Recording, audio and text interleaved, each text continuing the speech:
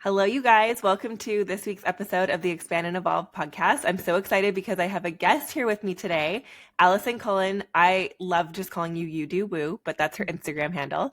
And she's going to be talking through all things human design. And I just first want to say that human design, honestly, if you're in business, you need to understand what your human design is because for so long I tried to operate like I would see how other people worked and I'd be like, well, maybe I should do this and maybe I should do this. And I was fighting myself to try to get myself to operate like somebody I'm not. And so what I loved about human design when I had my first reading was that it ended up showing me like, you're fighting yourself right now. You need to be operating how you best operate. And it gave me permission to just do what I always kind of felt like was my strong thing, but it gave me permission to be like, no, truly, like this is how you best operate. And it gave me so much more understanding about just even phases of my life and how to best operate in business. And there's just so much value in this. And so I'm really excited for anyone who doesn't know about human design to get a better understanding. And if people are familiar, even just understand a little bit more in terms of like how this can impact your business in a very, very magical way. So thank you so much for being here. I'm so excited for you to be here and just share with everybody. Why don't you kind of start with just who you are and like how you got involved in human design and why you decided to do this as your like life's work? Yes, for sure. Well, I just wanted to say thank you for having me on. I have been a listener since episode 1 of your podcast, and it's pretty cool. We're going to go into your chart a little bit and some things you already know as well, but that everybody can hear. But you were very much designed to be a podcast host. So, oh my gosh, I love it. I'm really excited to be on here. So yeah, my name's Allison. I live in Texas. I have a 4-year-old. I'm a mama. And I used to work in the music industry. I say my past life was being a basically business manager in the music industry. I worked with. You go ahead. Just keep sharing. We had some technical difficulties, but you can keep sharing in regards to how you got involved in human design. And Totally. Yeah. Okay. So in my past life, I say, quote unquote, past life, I worked in the music industry and it was fun and I was really good at it and all the things. And come 2018, I think I heard about human design on a podcast. And I found out I was a generator, which we're going to get into all the types here in just a second. But I found out I was a generator. I didn't really look up anybody else's types. I just dove into that and it was very, very helpful. And I started listening to my body for decision makings instead of my head. And that I'm going to get into what human design is in a second as well. But that made me realize that I did not want to work in that industry anymore. And I love music and it's just been my passion for a really long time, but I was like, I can't do this anymore. And so I started praying just for God to sort of show me what my next path was. I got pregnant, meant to get pregnant, and had a baby in September 2019. And it was like the day after I had her, I was in the hospital, which now I'm like, oh my God, I don't want to have a hospital birth again. Like it was just this whole thing. I know you've talked about this a little bit. Same page.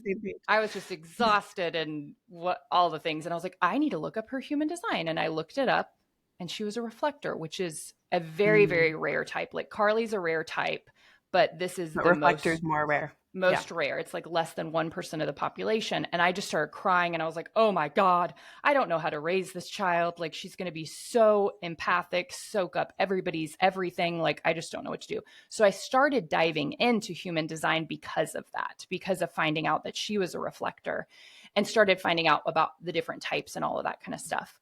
And thought about getting certified, but I just didn't have the time, new baby, working, going back to work, all that kind of stuff. And in January 2020, I was just like, God, I love human design so much. And like, I want to do something with it, but I don't have the time to like add a side hustle on. I just had a baby. I was starting to work again. I had postpartum depression and anxiety. Like it was just crazy. A few weeks later, the pandemic hit. And the music industry shut down. And I'm not saying I manifested the pandemic, but it was like perfect timing. The music industry shut down. I got put on unemployment. So I still had money coming in. and I had all the time in the world. And I went and stayed with my mom quite a bit so I could have some childcare, and I got certified in human design. And I started my podcast that summer, and I started doing human design readings. And then when the music industry clients asked me to come back once it had opened up later, November or December 2020, I was like, no, I'm not doing it. I'm going to keep doing this. Hadn't yet replaced my income. So it was very much like a leap of faith, but I wouldn't change it for the world. So that's my past life and how I got into human design and got pushed off the cliff a little bit. Isn't it perfect though? Mm-hmm. Like, and I talk about that all the time too for people. I'm like, you just have to have faith.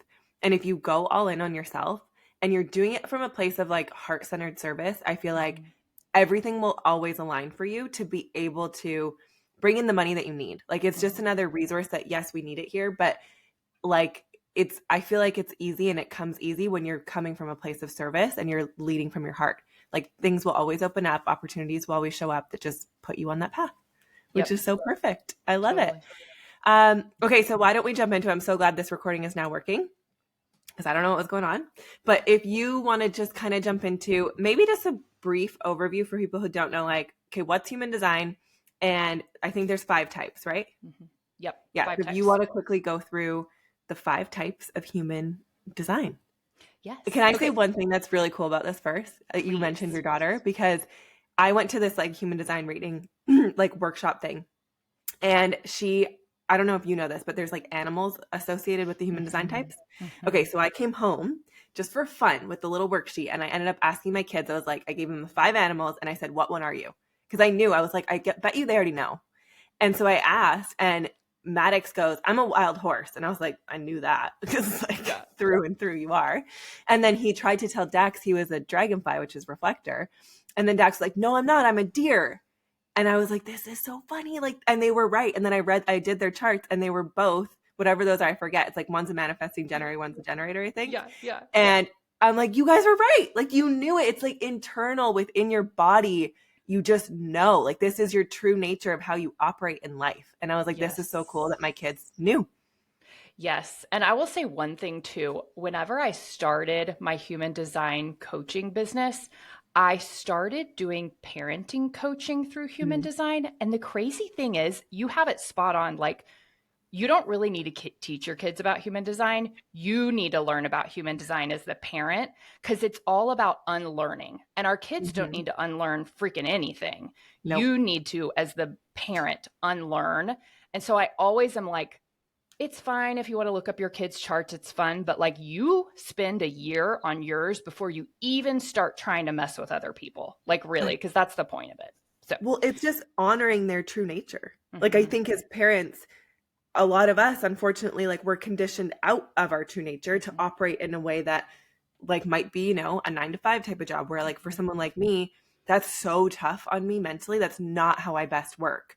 Yeah. So where other people, they thrive in that type of environment. And so I just feel like it's unlearning your own stuff. And then also knowing how to let your children, the way that they're doing things is likely their nature. Yep. So they know, like, I just am like, they know what's best for them. They do. We're just there as guides. Totally. So it very much goes along with conscious parenting. Like, it's a great tool to use alongside of that. So human design, just in layman's terms, I'm going to make this super short and simple. Human design, I always describe it as if the Enneagram and Myers-Briggs had a baby and it had astrology vibes. Does that feel like correct? Yeah. Okay. So it is very much like a personality test, but I love it even more so than Enneagram because you can't manipulate it. Like, you can't make your answer a certain thing for you to become a certain number. Like, you do like astrology, put in your time of birth, date of birth, city, state of birth. If anybody has questions or like doesn't quite know, feel free to reach out to me on DM, and I have some resources if you don't know your exact time of birth, and we can play around with that. But it is basically a blueprint of your energy when you're by yourself, and then how it lines up when you're with other people. Because so like Carly, when she's just by herself, her chart looks very different than when she's with a generator or a mani-gen. Like the generator or mani-gen will activate different things in Carly as a projector. And we'll get into that too. But it is seriously the most helpful tool I have yet found for keeping your energy clean. Don't you think? Mhm. Yeah. Well, you're at your best when you're Mhm. operating in your true nature. And so you don't have all these like, oh, like, and that's probably why I get exhausted sometimes with certain people because I'm keeping up with like a manifesting generator. Mhm. And then all of a sudden I'm back by myself and I'm like, whoa, that's Yeah. not how I operate. But I've always said I'm like kind of a chameleon. Like I can go morph and be with anybody Yeah. and be in their energy. But then I'm like, I've noticed more and more as I've gotten more connected with myself. I'm like, I actually like who I am best almost alone.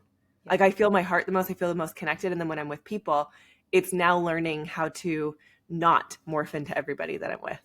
Totally. Totally.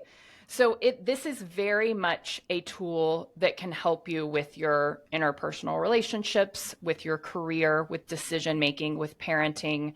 It has improved every area of my life. Do you want to go through the 5 types? And I was going to start with projectors since you are a Yeah, projector. I think Okay. 5 types. And then I would love to relate each of them a little bit to business and relationships. But Yep. because you said parenting, like if you want to kind of Yeah. include that, I feel like Yeah. those, but mostly relationships and business. I'm like, that's most of the people here. So Totally. those are, and the most important things in life, really. Like, what else is Yeah. there if it's not relationships and business? Yeah. So Yeah. the first type that I'm going to talk about is what Carly is. These are projectors. They are about 20% of the population. And in being in the human design community and hearing all the different things that people are talking about, I really feel like more and more projectors are going to be born. So this is going to become more of a projector world, which is really beautiful when you hear the vibe of the Mhm. projectors. So projectors are very much the new CEOs of this new season, new paradigm that we're walking into that really started in 2020 and is going to finalize in 2027. So Mhm. we're smack dab in the middle of that. So projectors like Carly are not here to be workhorses and to do. They are designed to guide sort of from a higher point of view. So it's like the projectors are sort of the birds who see a bird's eye view, who see the future way of doing things, who see the whole perspective, like the whole big perspective, the bigger picture. And they're really good guides. And the deal with projectors business wise is that a lot of times you can get really burnt out because you are acting like a generator or mani-gen, which I'll get to in just a second, but you're working like 8 to 10 hours a day and you end up getting physically, mentally, or emotionally sick and burnout. Mhm. Projectors are the most efficient of all 5 types, so they are able to get a full day's work done in 2 or 3 hours. So I think that a lot of things are changing career-wise and in the workforce, but I would say for most of the time, it's really good for projectors to be like entrepreneurs and to own their own businesses and to be in charge of their own schedule. Because like what boss is going to let you work 2 hours a day? Yeah. So it's very good to be your own boss if you're a projector. Well, and I just want to say too, when I was Yeah. in a 9 to 5-ish position, I could get anything I needed done in like an hour or two. And I'm like, I had the whole day, I was wasting it trying to, I like took courses. I did all these other things to fill my time because I was like, what are people doing all day? How did this take you all day Yeah. to do this thing? Like it never made sense to me. So it is like, I'm going to tell you as a projector, go become an entrepreneur Yes. because you are going to end up ill. And I have friends who've got physically sick from trying to live out that life of like the all day worker bee. Like it just doesn't work. So do yourself a favor and find a way to become an entrepreneur, but we can move on. Yes. So, and then projectors and relationships, it's really interesting because projectors, what they do is they basically will mirror and like magnify anything in their partner or that family member or person in the relationship, which if that other person is not healthy mentally or emotionally, it will make both people feel even worse. Like if Okay. the, like, Okay, because I have a question. Because I yeah. would just found out Daniel, my ex, is a projector. And I went, oh my God, we were both just waiting for the invitation. And that's why we just sat like we couldn't, it Whoa. was so, and I'm like, what do you think? Do you think two projectors, if you're in your aligned state, could really work? I do think two projectors could work. I actually know a couple that are projectors, but both are very happy in their careers and don't work a lot and allow a lot of time for downtime and rest and Mm, all of that kind of stuff. So it definitely can work. It is rare to have two projectors in a mm, relationship, but they like when a projector is really clean, it's so good feeling. When a projector is not, it makes that person and the other person feel so much worse. So much okay. worse. Yeah. So it's just this like mirroring, bouncing, volleying back and forth each other. And it also depends on where you're open in your chart, like your different Mm, chakra centers, yeah. which you have a lot of openness. So that's very hard when you soak up other people's defined centers. Like it's almost impossible sometimes. Right. Yeah. When I had my reading, she had told me, she was like, you might need to start sleeping in another bed Mm-hmm. some Mm-hmm. days of the week to clear and not be absorbing someone else's energy all the time. Yeah. And I was like, oh, all of it is just interesting. Anyways, Yeah. So we'll talk that's about more then. projectors. Yeah. The next type I wanted to talk about are manifestors. So these are pretty rare too. These are about 9% of the population. And while I believe projectors are becoming more common, I think manifestors are becoming less common. Manifestors were, if you look up like the Hmm. charts of a lot of the, you know, kings and queens in history or dictators or whatever, a lot of them were manifestors, very much leaders. Very, they're the only type that is meant to take constant initiative. Like the rest of us are sort of meant to respond in one way or another to things that come to us rather than go make things happen, but like just do it, like Nike slogan, just do it. That's very much the manifester. So Mm. they're meant to go start things, delegate things out, like start a situation, but delegate other people to keep it going.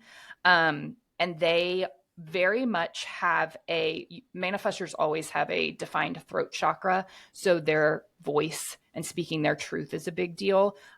You have a defined throat chakra too, which Mhm. we'll get in a little bit later. So you have some manifestor vibes to your projectorhood, which is really cool. Manifestors often see the future like projectors, and everyone else is a little bit behind the times.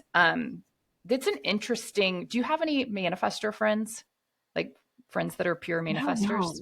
I feel like I probably do, but I'm like, I don't know all of their charts. Okay, So wait. So who's the deer? Is that a I manifestor? forget that's like in level 3 and 4. And I've heard of it once, but I don't have it Yeah. memorized. Like Oh, I which wish I one had it. I'm like, is is that which? Daxton? I can't remember.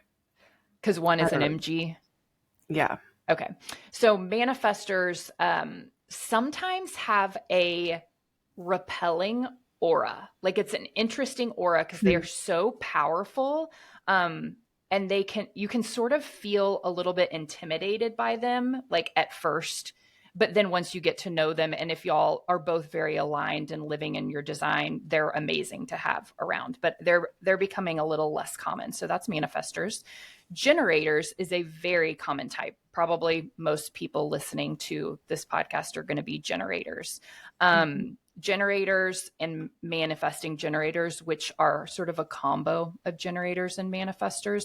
This is most of the population. So about 70% of the world of humans are generators or mani-gens. We are the worker bees. We're the workforce. We have them like a motor, a constant motor, and a lot of times need to get that extra energy out physically.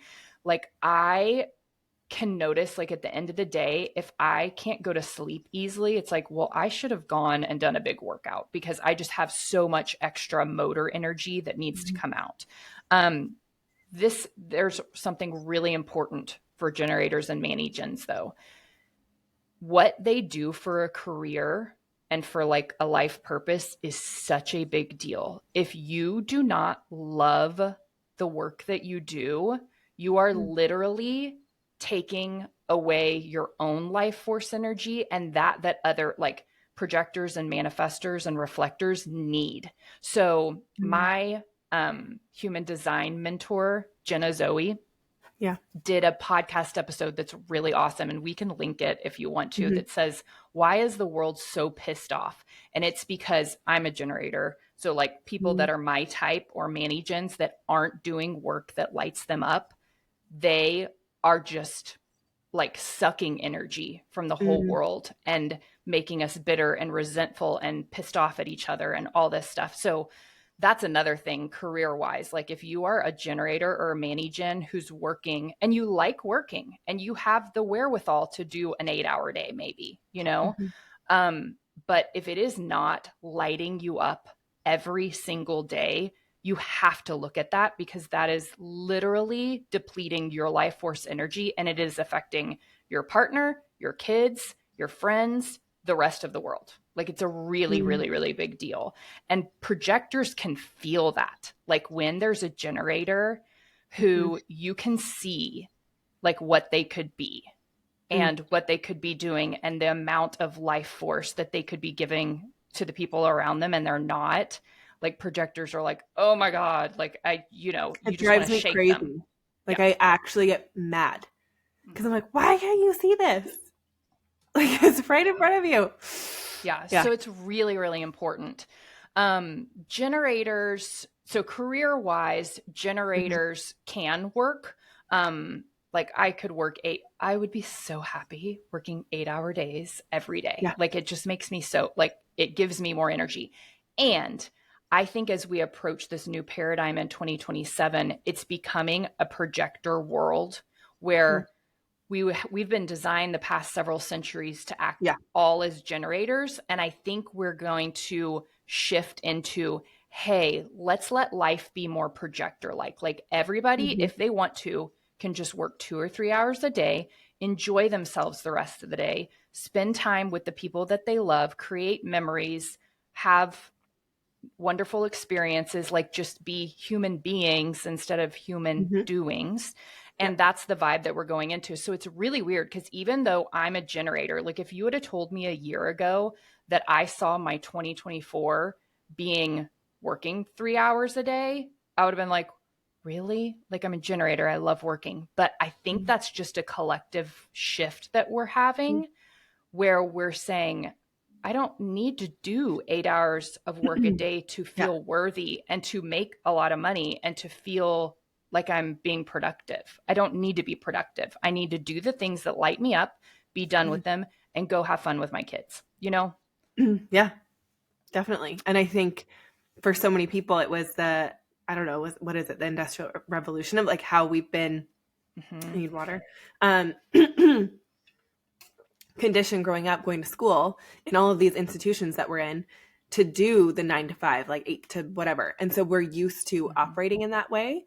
But I feel like it is shifting. And with so many of the world, even in 2020, people going to work at home, giving them the opportunity to have more space in their schedule for like not having to be so busy all the time.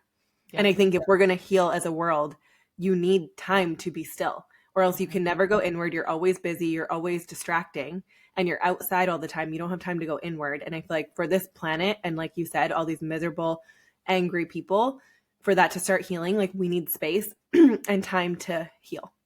Yes, 100%.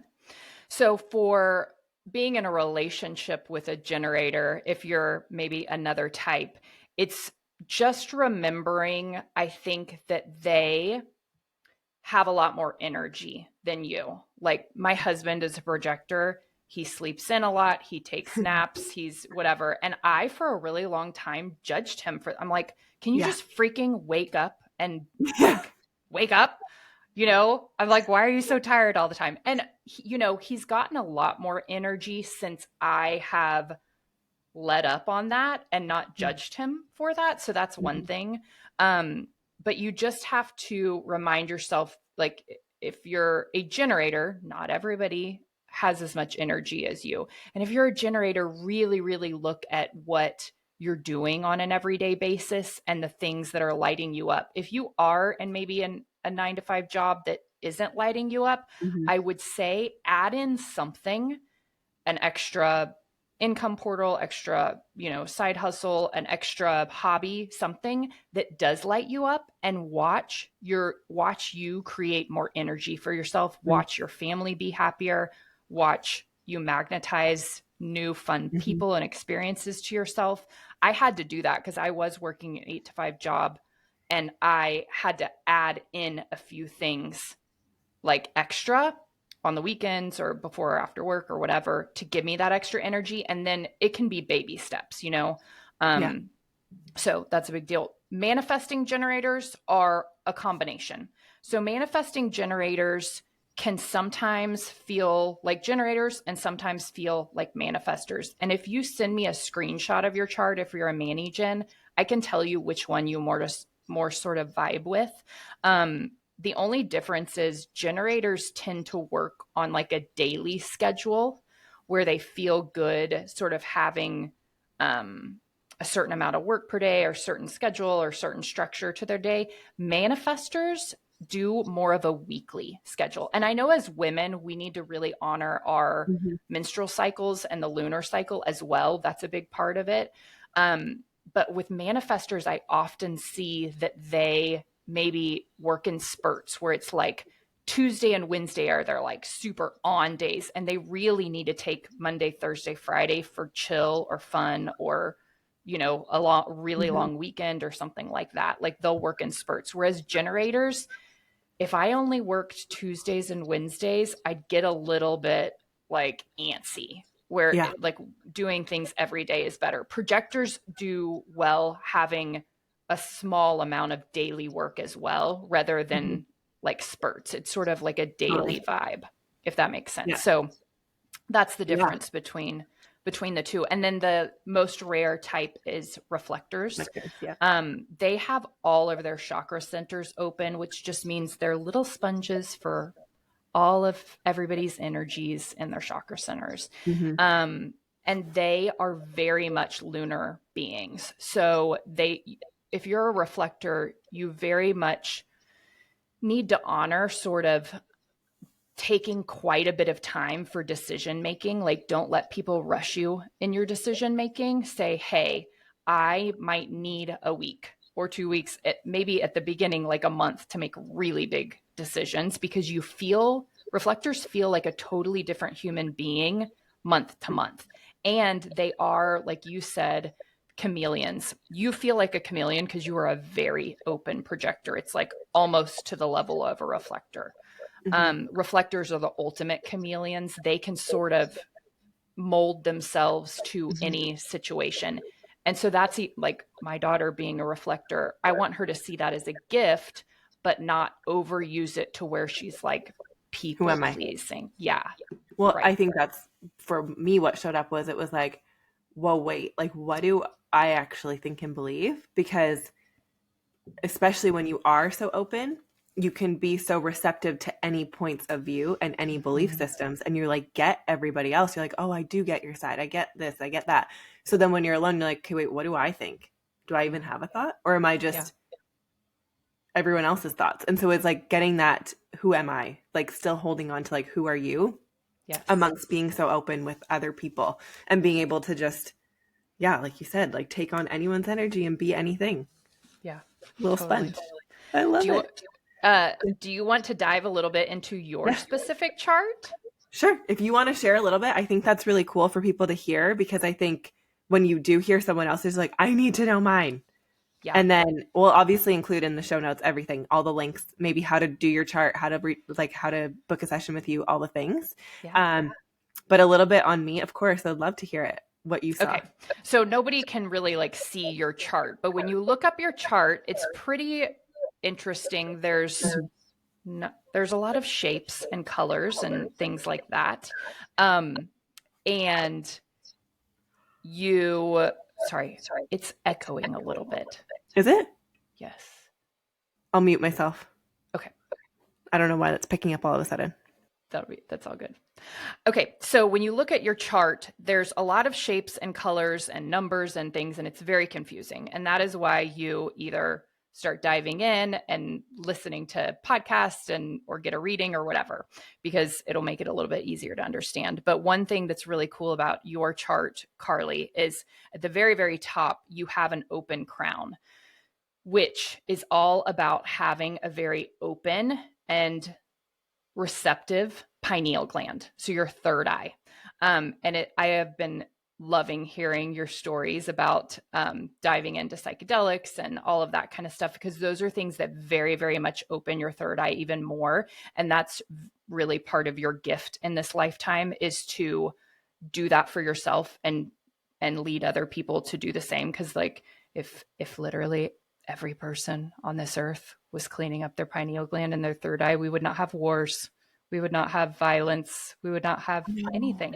You know what's crazy? The guy who he like leads Reunion or whatever, I don't really know what his position is, but he had said that he was like, my mission in this life of like what I want to accomplish is like somehow make all political leaders, before they're allowed to make any big decisions, go do plant medicine and meet with these men and then see what they would come up with from that place.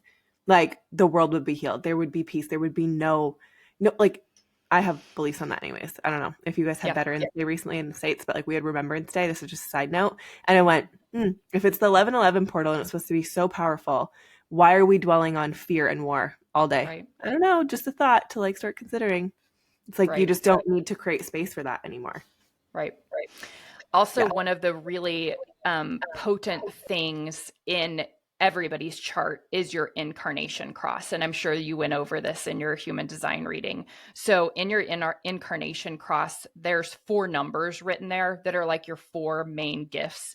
And the first 2 of yours, 2343, is literally called the Genius Freak channel. So what people who have the Genius Freak channel come in this lifetime to start talking about things that are in the future way of living, the future, the new paradigm, basically. Like you legit, Carly, are a new paradigm guide. I know I have that on my Instagram handle, but that's what you are.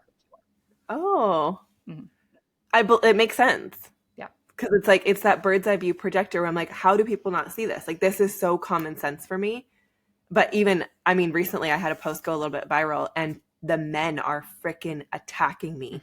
And I was just like, this is so interesting, because I had to question for a minute, okay, am I taking enough self-reflection to know that what I said wasn't out of line? And it wasn't. And so I was like, okay, this belief is just, they can't even conceptualize it yet. And so it's totally that new paradigm of like the way, and I know that I'm like starting to learn that, then I'm like, I'm totally supposed to help people on this relationship path to understand how it's supposed to be, not from a wounded place, but from a healed place. And it almost fired me up more, because I was like, oh, wow, we have a lot of work to do. A lot. So I love this. Okay. And it's just talking about old paradigm way of thinking and then new paradigm way of thinking. And the thing is that right now, apparently energetically, September 2023 was a big pivotal point that time is starting to speed up and timelines are collapsing. So the amount of people that are going to be stepping into this new paradigm way of living is going to be compounded. It's gone pretty slow over the last few decades, but it's really starting to speed up. And we need more people like you still talking about these things, even though the trolls are coming out. Yeah. So that's a huge deal. So Genius Freak channel, that is a big deal for you. And then so your life's work, like what you are literally here to do. And this very much vibes with your podcast. So I'm so grateful that you started a podcast, because I've been following you for a while just on Instagram, but like having a podcast it's a totally different platform. So it's much needed, but I wanted to read it just word for word out of the Gene Keys because it was so potent. So it says, your role in the world is to help others by making their lives simpler. This went along with what you were talking about consumerism a few weeks back in one of your episodes. You may do this in many different ways, but the prime way is through the way you talk. When you speak, you are able to distill things down to their core, making it invaluable to many people, either as a friend, teacher, parent, or business person. You are at your most potent when you say less and wait for the right moment to express yourself. When you do speak, it cannot be planned, but it must be a natural response or invitation in the moment. In a world that is becoming more complex and serious by the minute, you are here to release the pressure on people's minds and resources. Your soft touch, clarity of insight, and knowing smile is much needed and will be welcomed everywhere. That is insane, because I'm like, this is what I love about human design, because it gives you permission to know, like, the things that you've always kind of had a little hunch might be your superpower, like they really are. And people have always said something about my smile. I've been told I have a really warm and like welcoming face, and that I just am able to dumb things down. So like I can take really complex subjects and make them, like, I think the term is layman's terms. Like I don't use big smart language, because I'm like, that's not relatable to the normal person. And so you don't need to use all that. It's just, this is why I love human design, because I'm like, I knew this was part of my helpfulness, is that I can do that. But yeah, anyways, it's just so funny. So that's in your incarnation cross. And another one in your incarnation cross is about having a rebellious spirit and speaking out about it. And honestly, with your, and I know I'm using human design terms, but one of your chakra centers is called the ajna. Yours is defined. You are meant to be very opinionated and speak about it. And like, I saw this because I do, like, a lot of my beliefs are not comfortable for people. And they are very opinionated, in the sense that it's like, I'm very open, and you probably can see this on my chart, until I have a decision made about something that I'm like, no, this is just the way it is. I'm open to receive all types of information. And I've been told, like, that's not being closed-minded. And I don't even think it's stubborn. It's like, no, but once I have all of the resources and the information, I've made a decision based on that. That's my decision. It's my belief. Until new stuff could maybe come out and shift that. But until then, like, this is just the way it is. And obviously during the pandemic, I was very outspoken, and that wasn't very comfy for people either. But I'm like, I don't know if human design brings this in, but I'm like, I'm super intuitive, and I just know things, whether I don't need research to show it to me. I just can know things. Yeah. And that can be uncomfortable for people too, when they're so used to, but like, where are the facts? And I'm like, you don't need facts when you just know something. Like, you can feel it in your body. You don't need, anyways, skewed scientific reports that are untrue to tell you that something's real. Yeah. No, that was the next thing I was going to talk about, is your open crown center. And that's where your pineal gland is, and all that kind of stuff. But it's not, everybody is intuitive, and we all sort of take it in different areas of our bodies. Like some people, it's like a gut instinct. For you, it's, instead of a gut instinct, you do have splenic authority. So for everybody, a really cool, after you know your type in human design, a really cool next place to go is your authority, because this is your decision-making process. So for Carly, her authority is her spleen, and your spleen is all about, it's almost like a mama instinct, like a safety, keeping yourself healthy and alive and that kind of thing. And the spleen's very interesting because it is not logical whatsoever. Like, it doesn't make logical sense. It's just like, this is right, this is not right. I need to take a left here instead of a right. Like, it speaks in a weird language. So that's where your instinct lies, is more in your spleen instead of your gut. But a big part of that is making sure you're not making decisions from fear, which you, from what I know, don't do at all anymore. At least it's like, no, I'm making this out of safety, but not out of fear, Yeah. And that's where it's giving yourself time, because I think, and for me at least, I feel like this is splenic too, where you get hit with the truth once and you're not getting hit again. Where some people might get hit over and over. It's like a reminder. I don't get that. So even with my separation, I got hit once with, oh my God, we're supposed to separate, in April of 2021. He didn't move out until April of 2023. So it took 2 years for me to like work through my stuff, be able to be like, is this real? Did that really just happen? Like, was that actually supposed to be a thought that came through?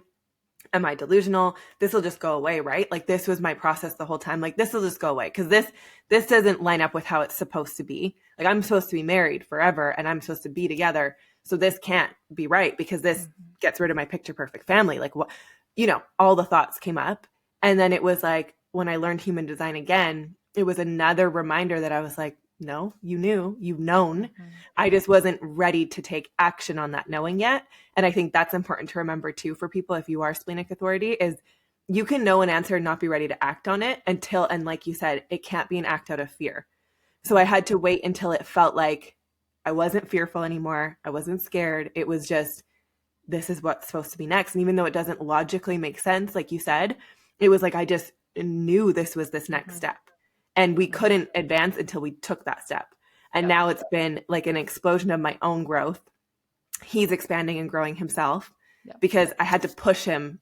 And that was the way to do it, was to like separate so that he could step into who he's supposed to become. And so it is. And like you said, the rebellious side, like I'm not doing things the normal way, but I'm like, there can be power in that. And yeah. Wild.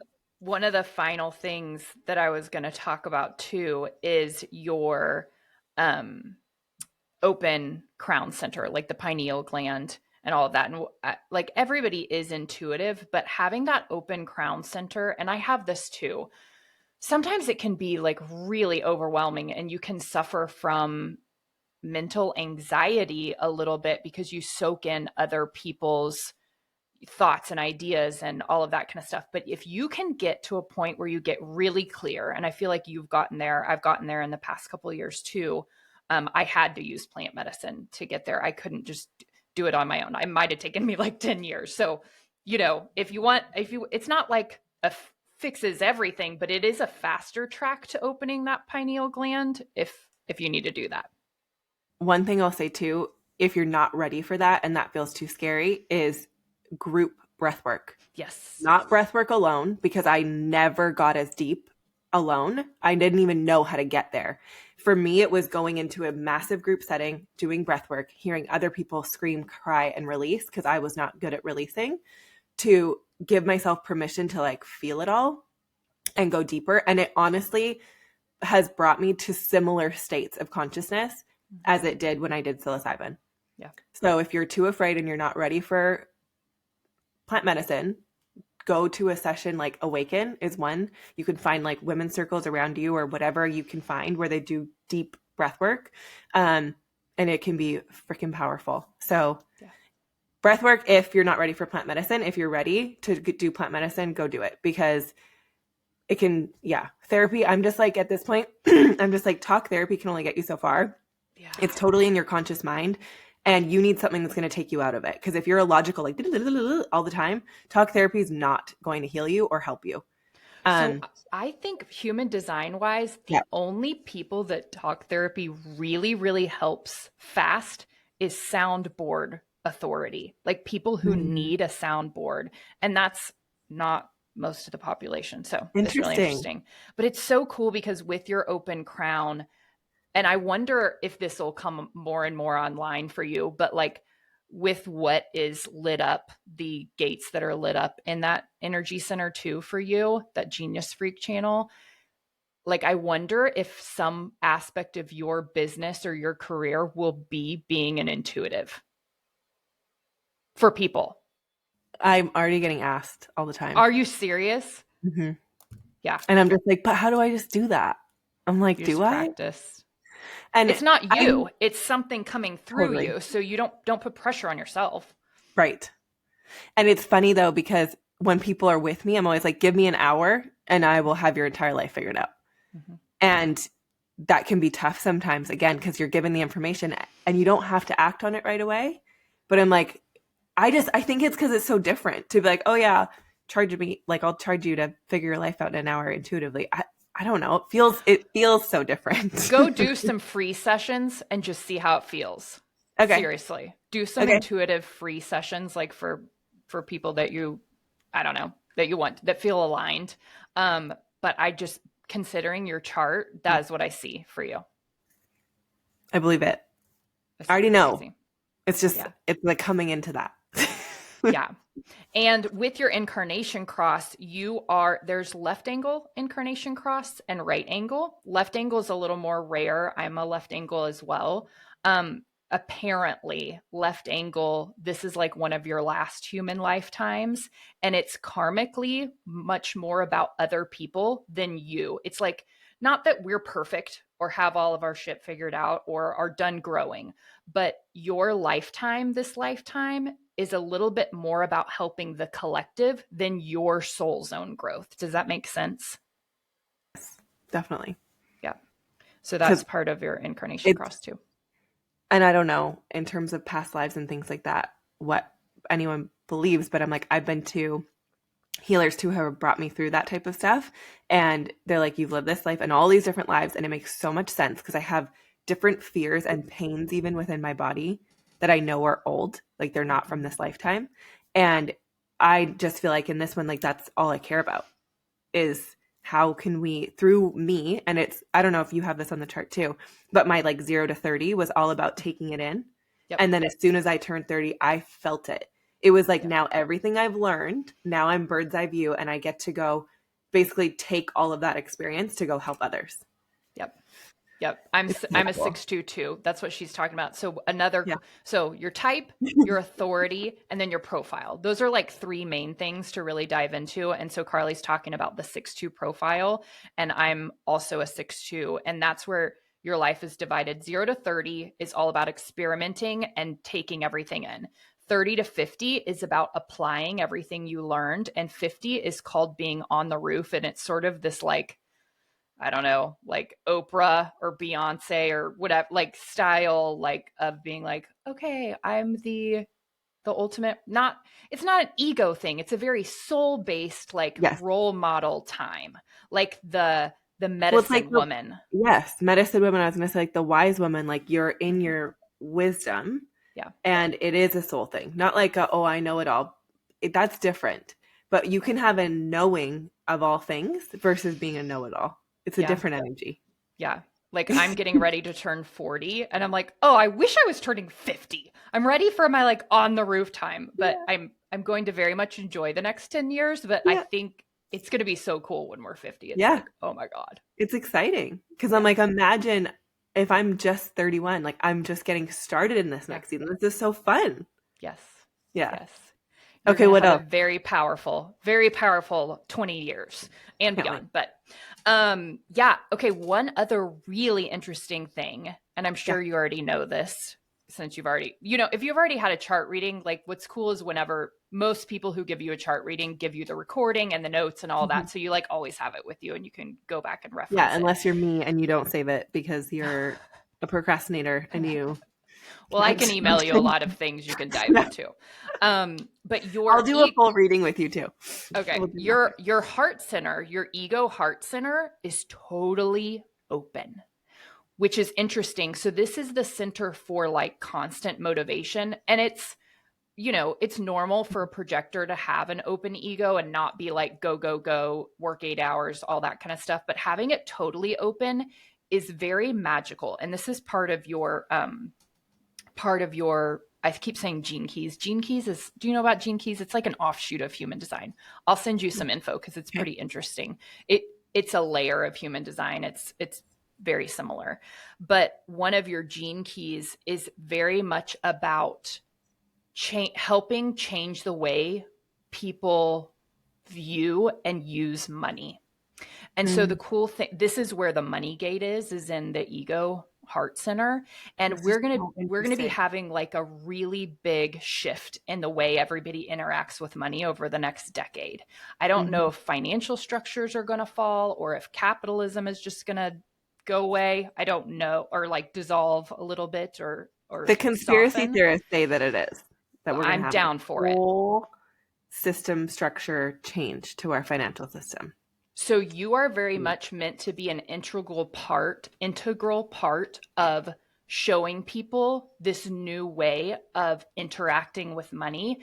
And there's so many things with like prophecies about the new paradigm in 2027 and stuff. But one of them is like doing more of a trade system.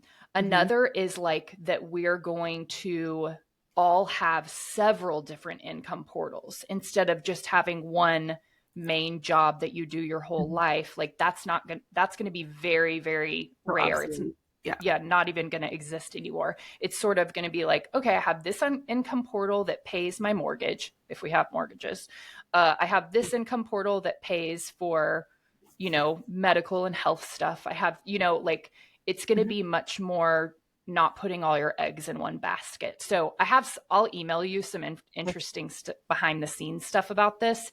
And that can be something you start talking about, because you're very much meant to be a leader in this new money, this new way we deal with money. Oh, I'm having another deja vu. I literally constantly lately, I don't even, sometimes I'm like, am I even living here? I don't know. Cause I'm just all the time deja vu. I'm like, oh, you're the person. Cause I have heard this. And then I'm like, you're the person. You're filling it in now that it was you. Do you think, okay, I always think deja vu is like we've experienced something in the past or the future, like a past timeline or a future timeline. And then we're just having a memory of it. Yeah. It's almost, for me, it's almost like a predestined blueprint, or like we knew this was coming. And for me, I feel like a lot of it shows up in a dream first, and then I live it out in real life and I go, oh, you're the person. Yeah. Like I have this happen all the time where I'm just like, this is so weird. Like all these moments coming together. And if timelines are speeding up, if like what they say about, what are they, quantum leaps and all these things that people are talking about. I'm like, if this is true and time isn't linear and it's not real the way we see it, then it makes sense. Yeah. Because everything's, we already know. Yeah. It's all perfect. Oh my God, this is so interesting. And then the money part too, just because I'm like, I do feel this pull to talk about money. And I'm like, it blows my mind still that people that can still feel and believe about this struggle, because I'm like, this is not the way it's supposed to be. The way I see money is, it's just another currency, like of energy, the same way that anything, like it's just another form, or even of abundance. It's like, there's abundance in all forms. Like I loved this example once. It was like, go look at the leaves on a tree. Look how many there are. Like they're everywhere. There's so many. You're not sitting there like, oh, I need more leaves. Like it's everywhere. You just need to stop kind of believing like money is a struggle and I need more and I have to work really hard. Like, no, if you're in alignment with yourself, I feel like money will just come. And you're the perfect example of that through, I think everyone needs a safety net to start because of the world we're living in. You need money, like you do, to live. But you need your safety net. And then it's taking those little steps leading you to like, what's the thing that you feel passionate about? And understanding, I'm like, in the way that we're living right now, I'm like, you could start a YouTube channel, you could sell ebooks, you could do anything to make money around your passion. And even if you see other people doing it, like I could have looked at, oh my gosh, there's other intuitives, because that's obviously what I'm supposed to do now that you told me that.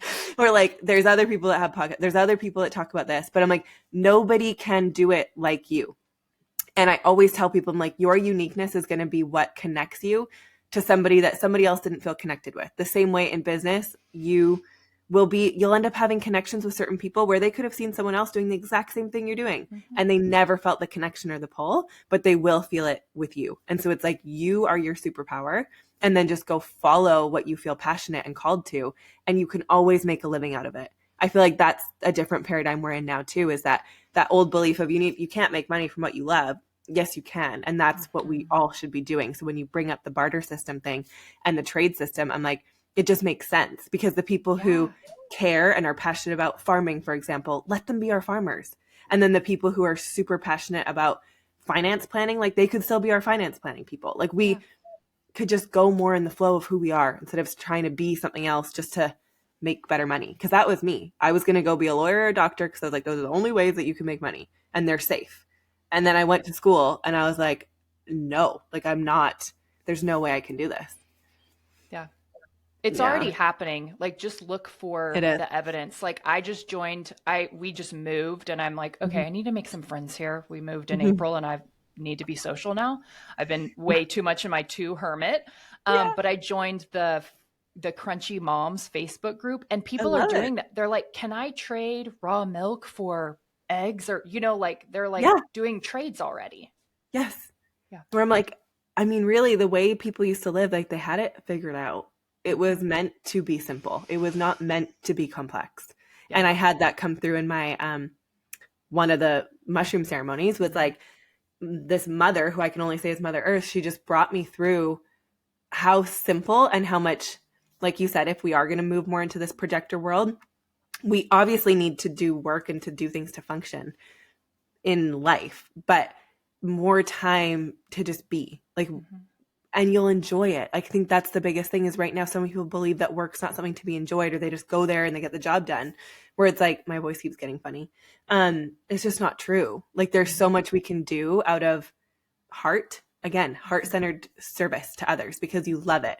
And we are all different on purpose. Some people are going to care about the environment. Other people might care about human rights. Like there's so many different things, and it's on purpose because you're supposed to be doing something if you're with your life's mission and purpose in that area that you feel passionate about, which is so 100%. Cool. Is there any other things you want to share on human design or anything about my chart? It could be me. It could be anyone. Yeah. I'm trying to look at you like just whenever anybody looks at their chart, look at the shapes that are white. Those are the areas that you're going to want to sort of work on first. And Carly, I'll share a link with you for a freebie they can go to that sort of walks them through each of these shapes. That's really, it puts it in layman's terms. But one of yours that I also have that's just so hard is the open solar plexus, where it's the emotional center. Mm-hmm. And that's basically like, well, for me, if it was just me alone, I'd wake up in a good mood every freaking day. But it's like other people's density or bad moods or emotional waves that then affect me. And it's so hard for me to clean up. Like it's so hard for me to get other people's emotions off of me and out of my body. And I know that people who have defined that chakra defined also have a hard time because they have emotional waves and sometimes feel crazy. But like for us, being an open sponge to other people's emotions is just really hard. So really making sure you already do this, but anybody who has an open emotional center, really making sure you have some good somatic practices, whether it's breath work, tapping, plant medicine, like whatever kind of thing you can do to get that energy out of your body. That's one of the most problematic for relationships, for everyday living, for being around other people. It's a hard one. Something that's been really helpful for me, and this is something else. When I was doing this on a girl, I was like, what you're storing in your knees isn't yours. And she was like, what do you mean? And I was like, a boyfriend maybe? Like what's his deal? And what I found is like bringing awareness to the area, whether you use your hands or whatever you do, if you feel pain in your body, and just being like, asking yourself, is this mine? Or when you're feeling all of a sudden really ragey and frustrated, you can be like, okay, is this mine? And then if it's a yes or a no, you can use a body test, whatever you need to do. But if it's not, it's just like, okay, awareness attached, like return to sender. And whether you need to pinch yourself, smack yourself, snap your fingers, to just bring awareness to it, that it's not yours, and you're giving it permission to like go away. Yep. Even if it's a physical, like, okay, like I'm shaking it off, I'm pushing it off, something to help yourself. Just have a little tiny practice where when you notice that. I just do that, awareness attached, and like snap your fingers, return to sender, like go away. It's not mine. I love that. Don't need to keep sitting in it. Don't need to keep feeling it. And I think that's probably a lot of empaths, right? Probably have that ability, because you have to be able to feel other people's emotions, and it can be so beautiful and valuable to be able to do that, but you're not supposed to hold them. And what I found with a couple of people, because obviously I've worked with a lot of people in the nutrition world who struggle with their weight, a lot of them, when it comes down to it, I'm like, you're getting bigger because you're holding everyone's stuff.